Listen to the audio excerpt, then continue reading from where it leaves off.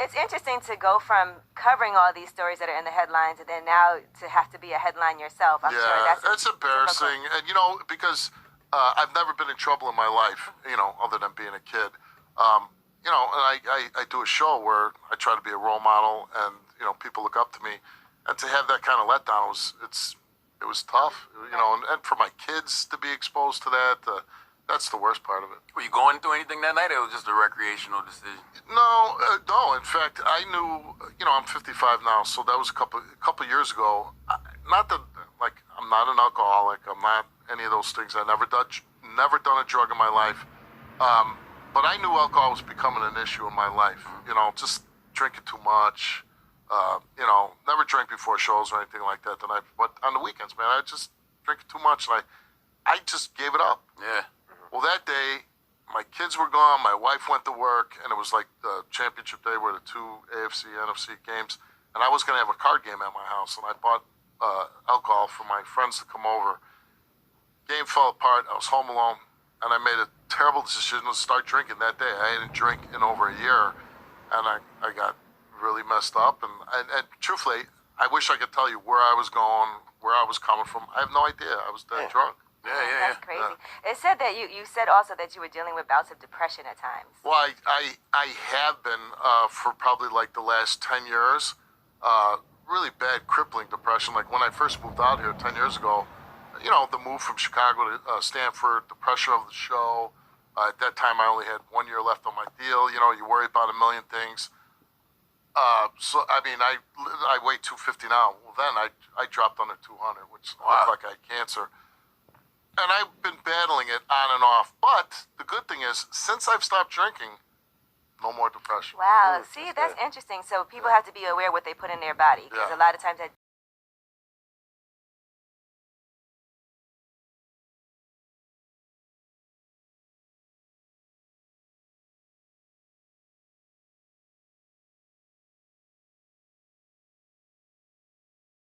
if I could go back in time, I would never do it again.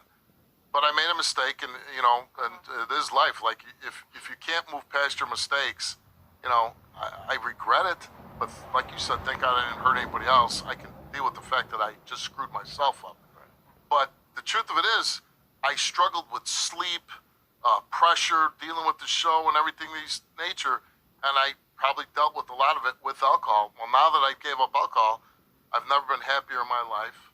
I sleep great. So a lot of these things that caused me problems, it really cleared up since I stopped drinking. Any therapy?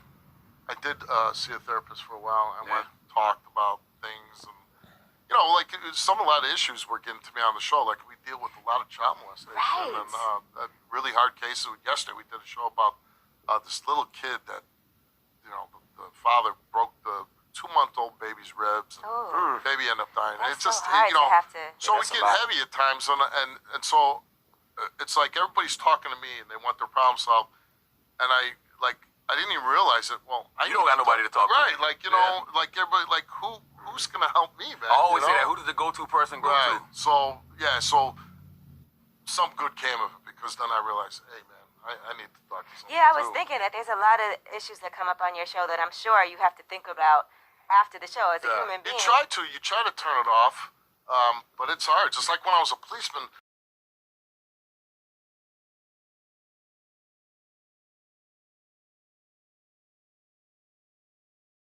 So I guess that's my question to you is like, when people say soulmate, right? It is that special connection when you meet soulmate, right? It's wonderful. It's the best thing in this world. It's nurturing. It's feels secure. You feel like you're in the best spot in your life. But then, how does it happen if your soulmate just constantly accuses you of cheating? But it didn't start off like that. Right. Well, it never does. No, it really doesn't. It's so great. No, but he said everything that I felt like we could do to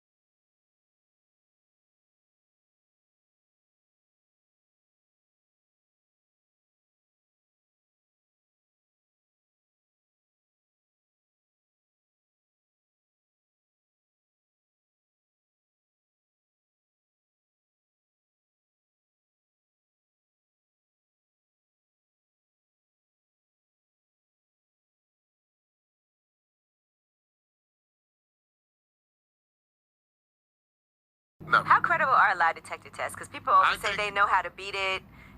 Well, put it this way. My son did a school project, science project, right?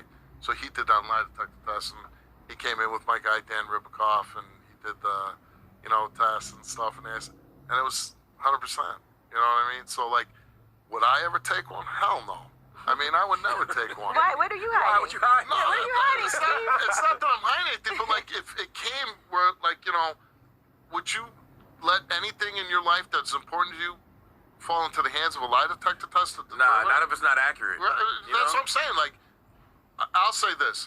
I did beat a lie detector test when I was younger. I had to take a lie detector test, and I lied on that thing. What were you What lying did you take it about? for? I really don't want to get into that right now. We have to know Harvey this. said you lied, Steve. You're a habitual liar, Steve. You lied, Steve.